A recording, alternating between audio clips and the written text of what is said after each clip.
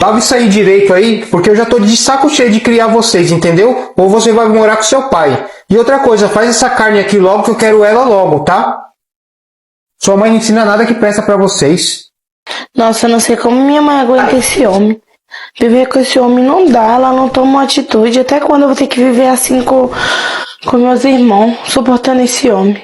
O que você tá resmungando aí? Parecendo velho, só vive resmungando. Ah, eu tenho que tomar uma atitude.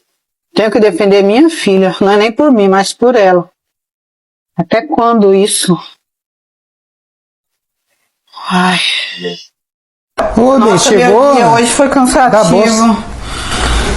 Tudo bem? Tá tudo bem, sim. Como é que foi o dia e hoje? Ah, o dia foi ótimo. Não tem nada de novidade, não. Nada? Nada. E a minha filha, ela se comportou? Ah, sim, ela tava lavando louça aí. Tá tudo certo. Tá, então tá bom. Deixa eu falar com ela. Ô, Kathleen! Tá, será que ela percebeu alguma coisa?